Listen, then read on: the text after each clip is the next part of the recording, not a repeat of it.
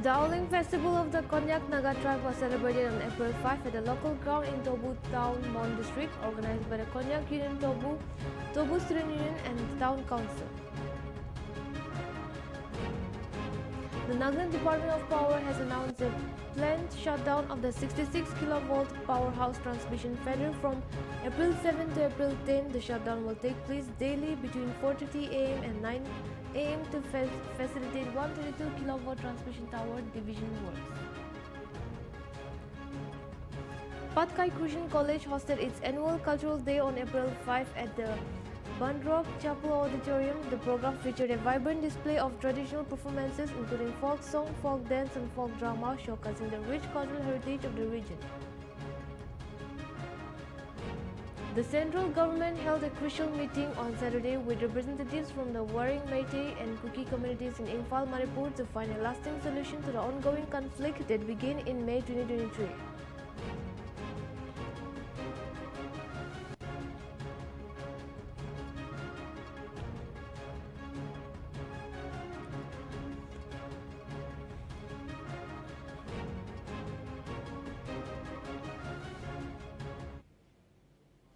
Hello and welcome to Nltv English Prime Time. This is Chanchan Kasar and now the news in detail.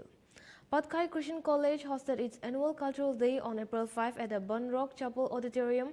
The event was graced by Dr. Inato Y. Shiku, PhD scholar and senior fellow at the Court CCRT Ministry of Cultural Government of India, who attended as the chief guest. The program featured a vibrant display of traditional performances including folk song, folk dance and folk dramas, showcasing the rich cultural heritage of the region. Let's have a look at reporter Niboli's ground report. And culture is something very big that we cannot cover in one sitting, or we cannot go into all the details. But let me try my best to make it concise so that at least we can understand something out of what I'm going to share. When we talk of culture,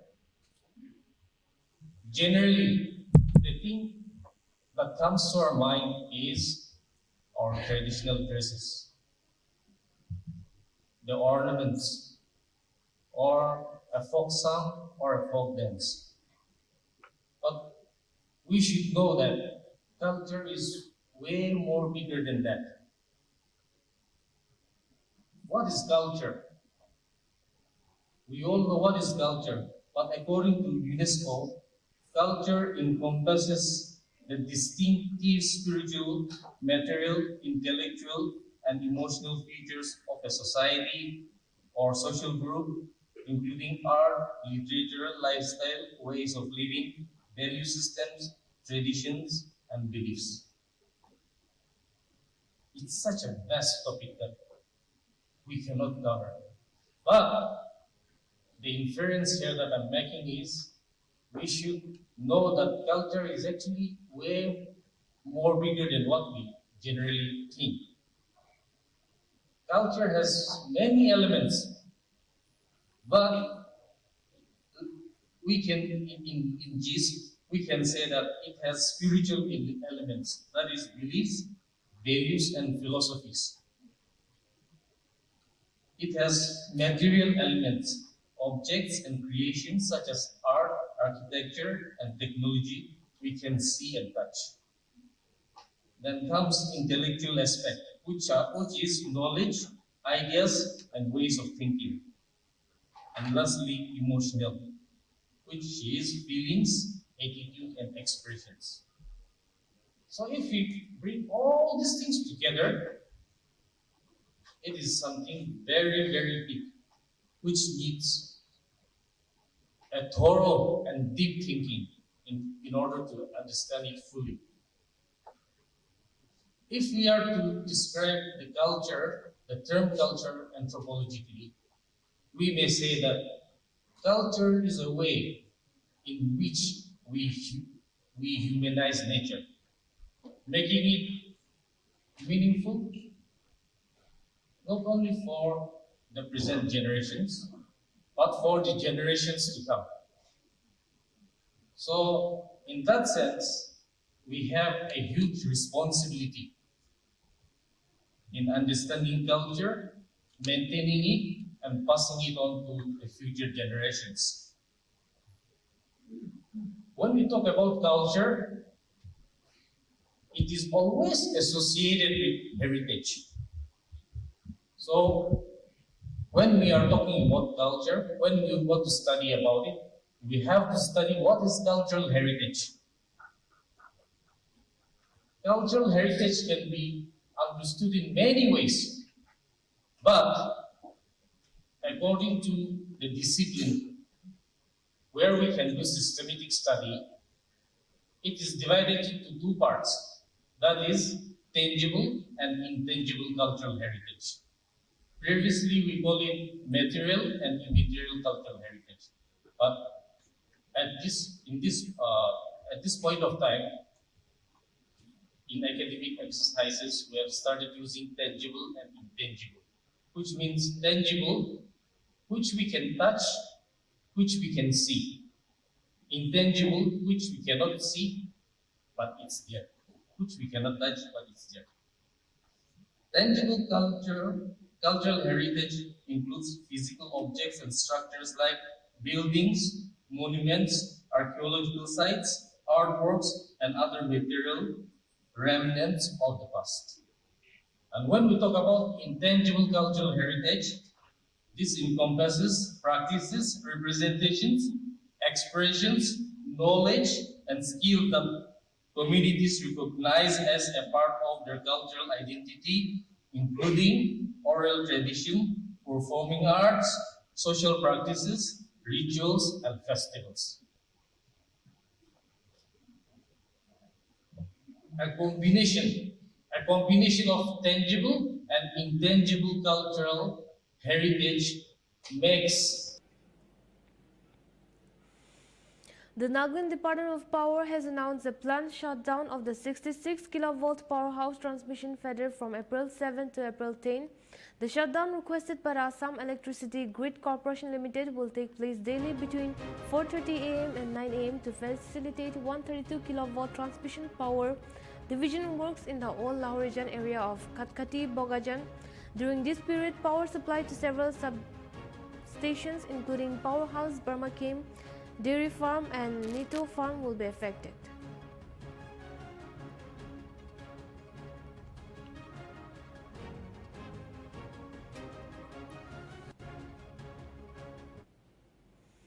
The Auling Festival of the Konyak Naga tribe was celebrated on April 5 at the local ground in Tobu Town, Mon District. Organized by the Konyak Union, Tobu Town Student Union and Town Council, the event featured a series of indigenous competition and cultural activities. Chungo Konyak, president of the Tobu Area Student Union, was a special guest in this speech. He emphasized the importance of preserving the Konyak tribe cultural identity and urged the youth to continue wearing traditional attire and practicing old costume. The celebration included games like tug of war, yarn winding, crossbow shooting, local go-kart racing, and performances of folk dance and song by both men and women. How lucky we are to celebrate today this joyous Auling Festival, which the Konyak has considered as a very peak and blessing celebration. As we come together to observe this festival, let us remember that it is not merely a symbolic reenactment of our forefathers' traditions, but an opportunity to reflect on its profound essence. This festival embodies the rich cultural legacy that must be cherished and safeguarded for future generations. On this significant day, I urge the educated youth of Tobu area and particularly Tobu town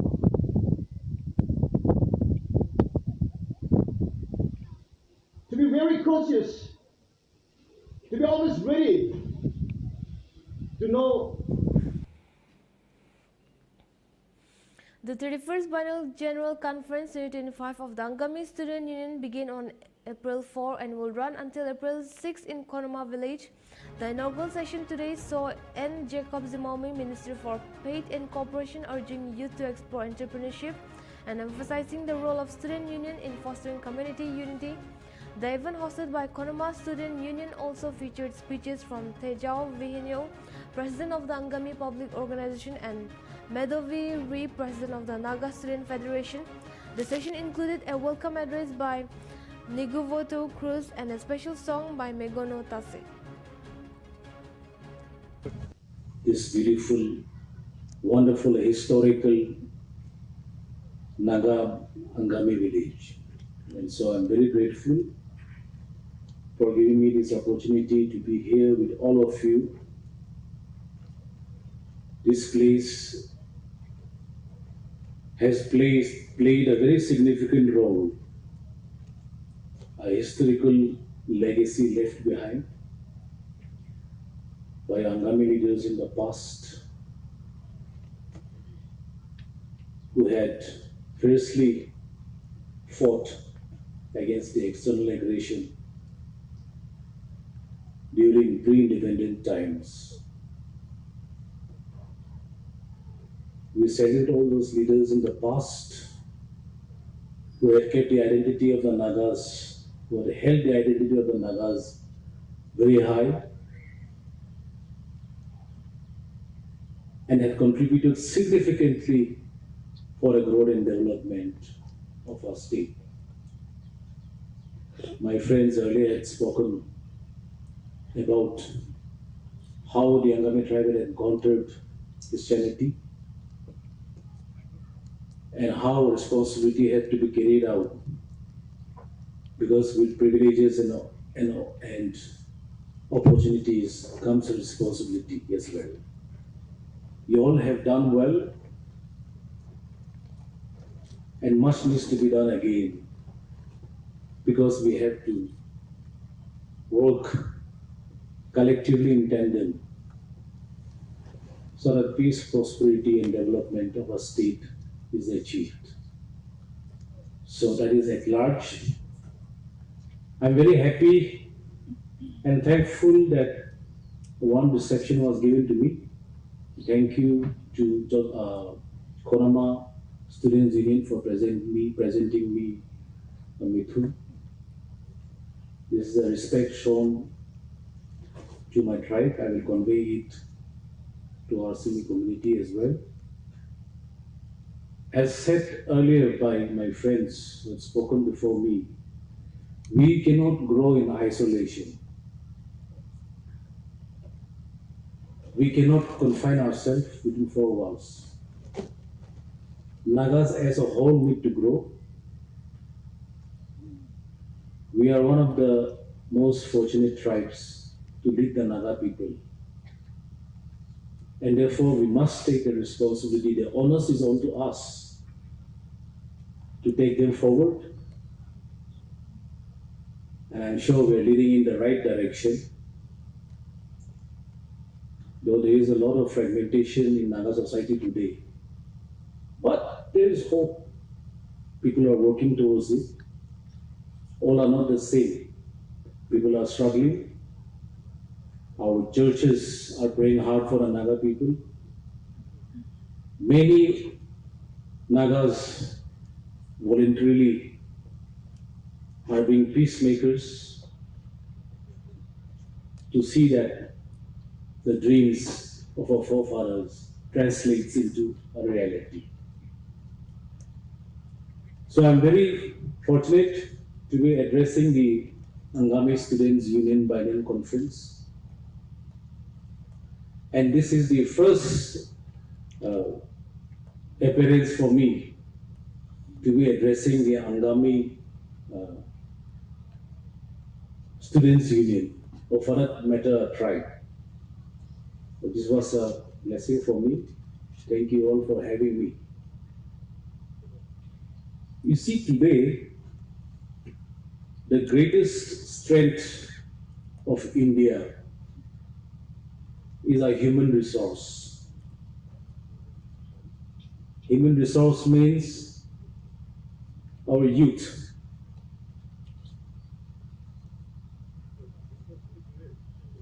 70% of Indian population is the youth force. And that is our biggest capital, and that is the asset of the country today. In Nagaland, by the grace of God, if you see the density of the Nagas now, We'll now take a short break. Stay tuned. We'll be right back with more updates.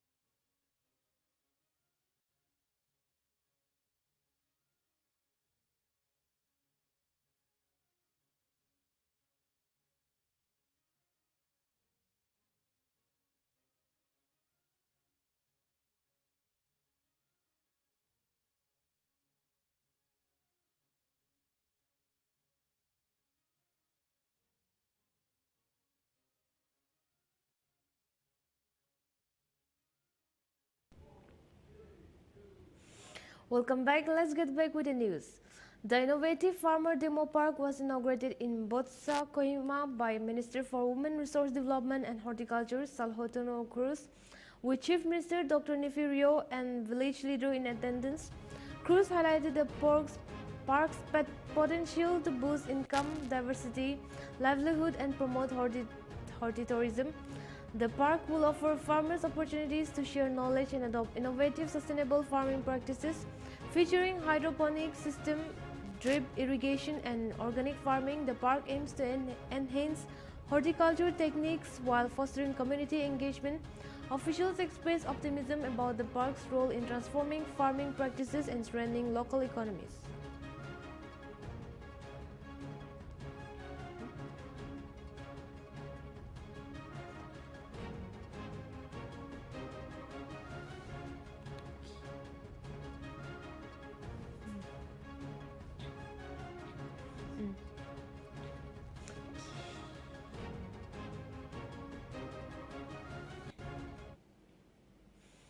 On April 4, Matung Yantan, MLA and advisor to the Department of Agriculture, Government of Nagaland, chaired a productive coordination meeting with heads of department, civil administration, police and local residents at Senis Town, which served as the IDC headquarters under the Assembly constituency. The interactive session focused on improving the delivery of services and strengthening collaboration between various sectors to ensure effective development and community welfare.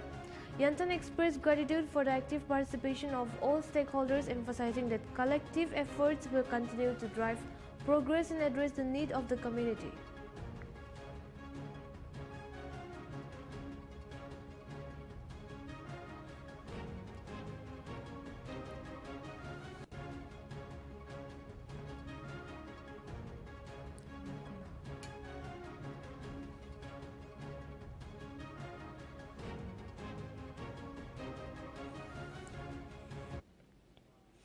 The central government held a crucial meeting on Saturday with representatives from the Waring Meitei and Kuki community in Imphal, Manipur. The aim was to find a lasting solution to the ongoing conflict that began in May 2023. The meeting focused on restoring peace, enhancing cooperation, and addressing issues of law and order. Delegates from both communities addressed ways to reconcile and build trust with government officials, including A.K. Mishra leading the talks.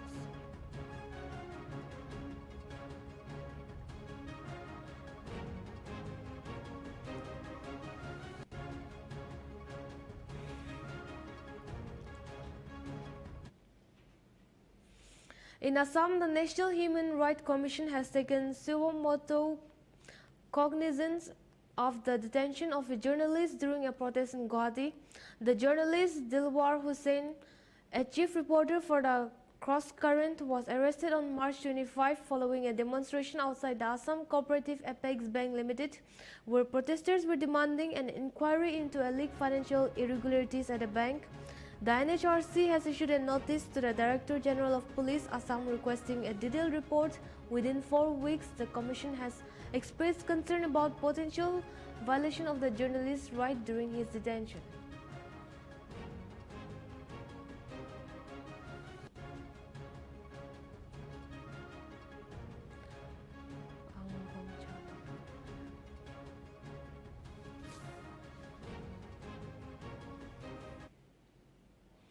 Inner Manipur MP Dr. Angomcha Bimol Agoijam has expressed strong disappointment over the handling of the ongoing Manipur crisis in Parliament, criticizing the brief and late-night discussion on the 22nd month-long ethnic conflict. The debate held past midnight after a 14-hour session lasted under 45 minutes despite the crisis leaving over 260 dead and nearly 60,000 displaced. Akoijam also raised concern over the lack of speaking opportunities for Manipur MPs, questioning the state's marginalization in national discourse.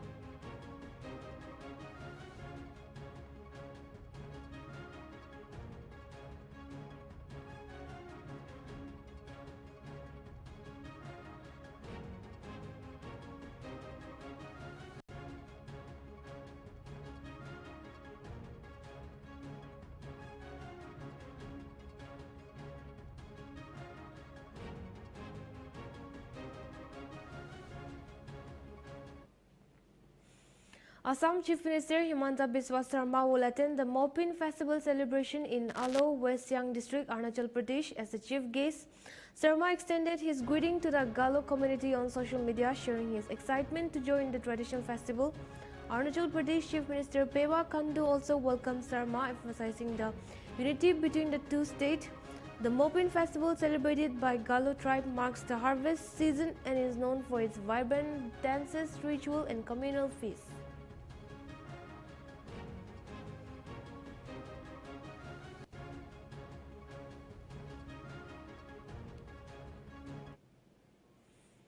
Tensions escalated in Imphal West as dozens of women protesters to storm the residence of National People's Party President Yunnam Joy Kumar Singh. The protest was sparked by his recent comment on the Meitei organization Arambai Tengol. The protesters, under the banner of Apunba Manipur Embassing, demanded an apology from Joy Kumar. Police intervened, preventing the protests from entering his home, though some representatives were followed to meet him. The controversy arose from a social media post by Joy Kumar, which criticized the handling of the Kuki-Meitei conflict. He later confirmed removing Arambai Tengol's name from the post but refused to apologize publicly.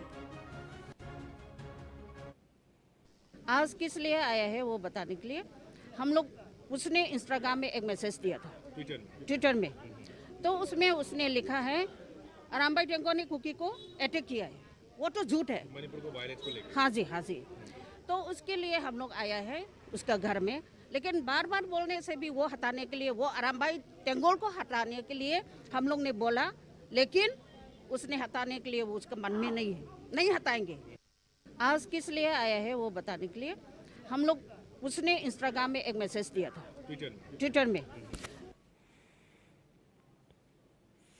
In a major boost for Tripura's bamboo industry, the state is set to establish a state-of-the-art integrated bamboo park in Kailashahar, Unakoti district. The project under the Tripura Bamboo Mission is expected to cost 162.92 crore and span over 40 acres.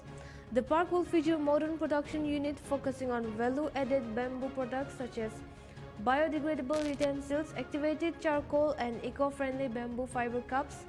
The initiative will also include 26 bamboo processing centers across the state to ensure a steady raw material supply. Strategically located near National Highway 208, the park will enhance market access and generate employment opportunities for local. This move is expected to significantly elevate the bamboo industry in Tripura.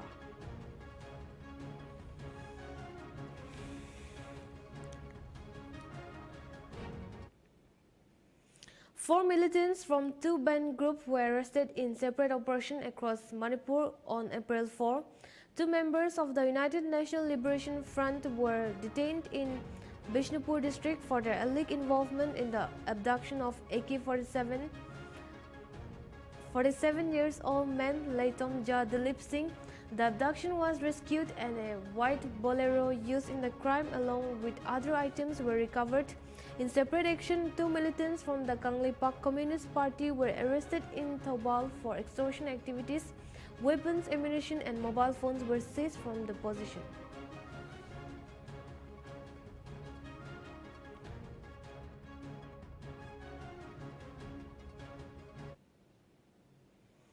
We'll now take a short break.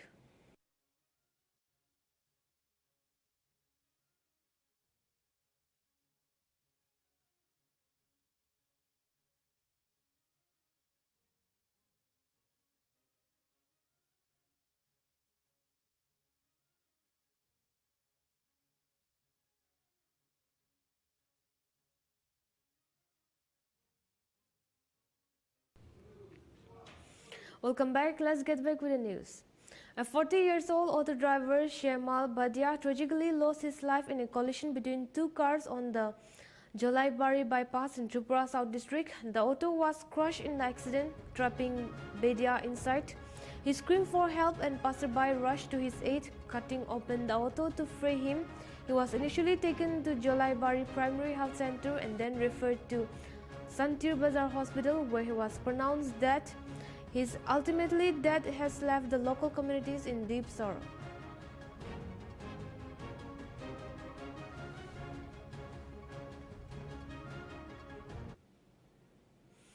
In a press conference, Janta Dal United spokesperson Anjum Ara cleared the party's stand on the passage of the Waqf Amendment Bill, addressing rumors surrounding the bill.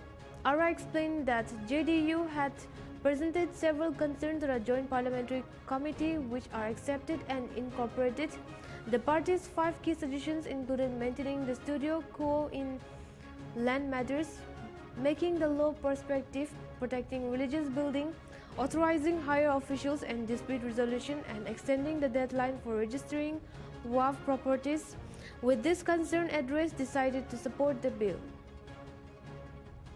आज बहुत ही महत्वपूर्ण विषय पे, और वो विषय अशरफ भाई ने आपके समक्ष रखा। हम लोगों ने आप लोगों को आमंत्रित किया है। जब से सदन में वक्फ अमेंडमेंट बिल इंट्रोड्यूस हुआ, टेबल पर आया, बहस में हुआ, तब से हम लोग इस चीज को देख रहे हैं कि बहुत तरह की भ्रांतियां समाज में सुनने को मिल रही है। जैसे 2-3 दिन पहले से कि भगदड़ मच गई है, ये सारी चीजें स्पष्ट करेंगे अशरफ भाई, क्योंकि उस प्रकोष्ठ से हैं। कुछ चीजें ऐसी हैं उस बिल की, और जनता दल यूनाइटेड का स्टैंड इस बिल में समर्थन को लेकर के वो आपके सामने रखना चाहते हैं। हम लोग ज्वाइंट पार्लियामेंट कमेटी के ऑनरेबल मेंबर हमारे श्री दिलेश्वर कामत जी, जो अत्यंत पिछड़ा समाज, अत्यंत पिछड़ा वर्ग से आते हैं, वो हमारे माननीय मेंबर थे ज्वाइंट पार्लियामेंट्री कमेटी में।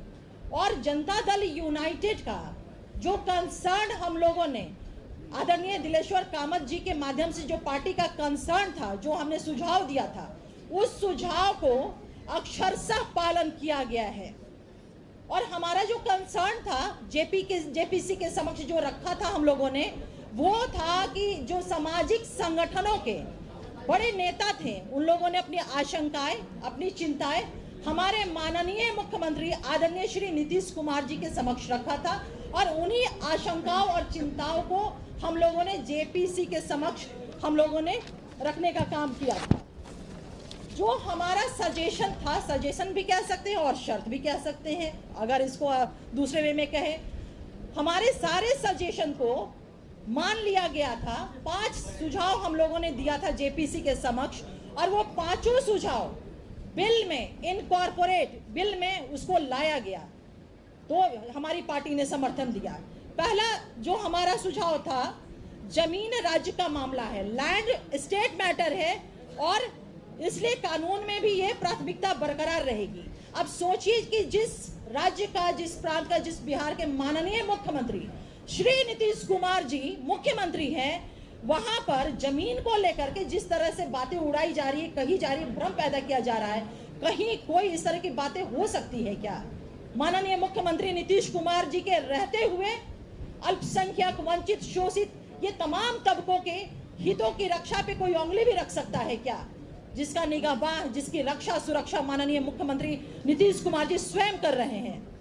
दूसरा हमारा सजेशन था कि यह कानून पूर्व प्रभावी नहीं हो, यानी कि रेट्रोस्पेक्टिव वे में ना होकर के प्रोस्पेक्टिव वे में ये प्रभावी होगा, यानी In a recent article published on the RSS link web portal, organizers' attention has been drawn to the land holding of the Catholic Church in India, which are claimed to span around 7 crore hectares, making it the largest non-governmental law owner in the country. The article follows the passage of the Waqf Amendment Bill, which gives the government increased powers to regulate Waqf properties. The report also highlights that the Catholic Church land holding are estimated to be worth ₹20 crore. The article subtly suggests that the government should investigate these properties, referring a 1965 government circular that aimed to take back land leased to the church but has never fully enforced.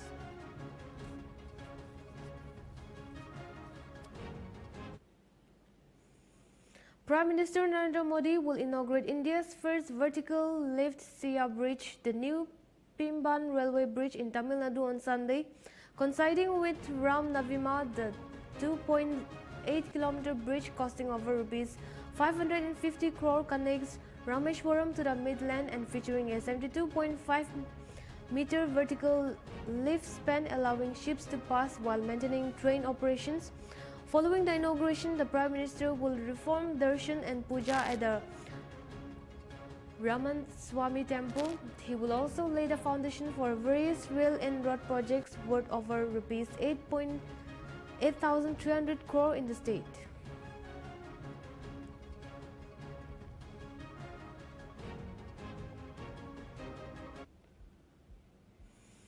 The All India Muslim Personal Law Board has launched a nationwide protest against the Waqf Amendment Bill 2025, which it claims is harmful to Muslim and Waqf properties.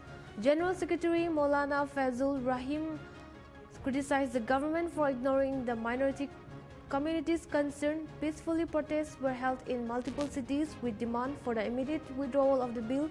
The board has called on Muslim and justice-loving citizens to join the movement.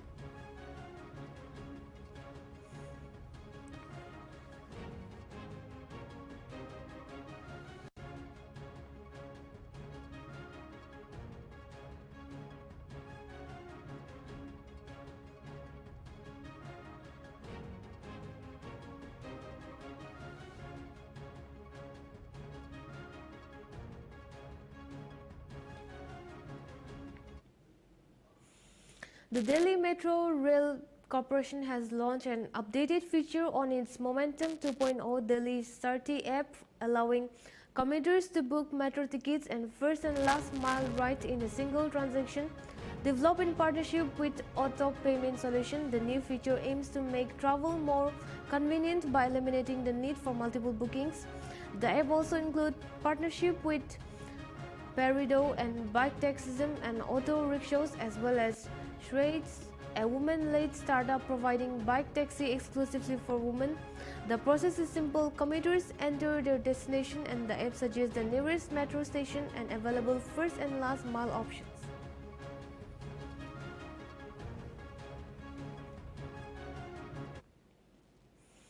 On April 4, Darjeeling MP Raju Bistal led a delegation to meet Union Tribal Affairs Minister Jawal Oram in New Delhi, pressing for the long-pending demand for tribal status for 11 Gorkha sub-tribes. The delegation submitted ethnography data and documents to support their case. Bista stated that the meeting was productive, with Minister expressing strong support and promising to expedite the process. Minister Oram acknowledged the complexity of the issue but assured the delegation of his commitment to moving the process forward. The delegation also included key Gorkha leaders, underscoring the unity behind the demand.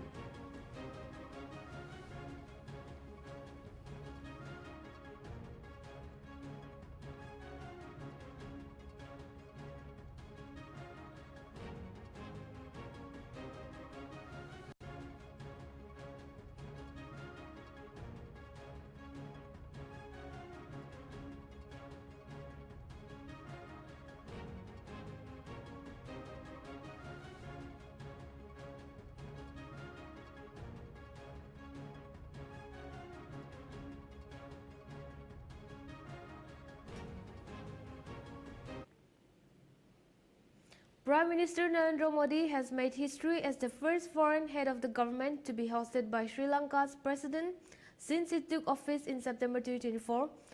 This followed the president's visit to India in December, his first overseas trip. The quick session of this visit highlights the growing and unique partnership between India and Sri Lanka, with this current visit expected to lead to significant outcomes.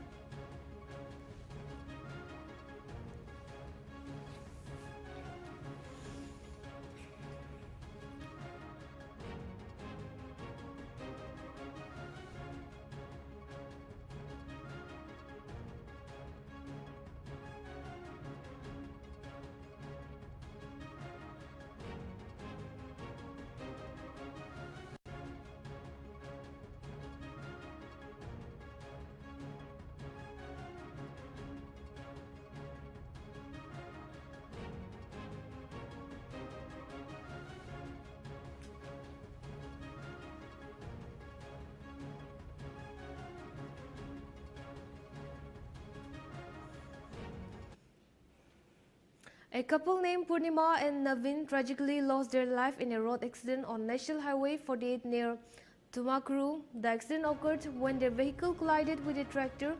The couple, residents of Rudrapur village in Devangir district, was pronounced dead at the scene. Police have started an investigation into the incident after receiving the report.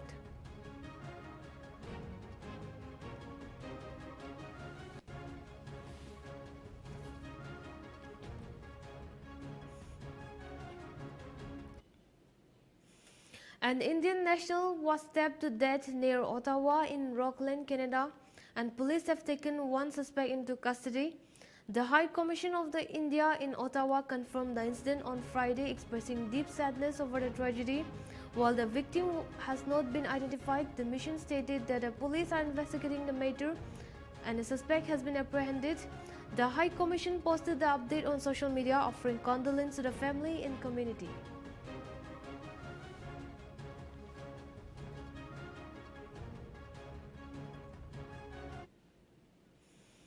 On 4th of April, a U.S. military strike in Yemen targeting a Houthi planning session was sparking controversy. Reports suggest the strike hit a tribal and Al-Fitr celebration, killing dozens, while the Pentagon claims it disrupted a terrorist plot. Houthi sources report civilian casualties, including women and children. The incident raises concern over the accuracy of targeting in the ongoing conflict and highlights increasing tension in the region.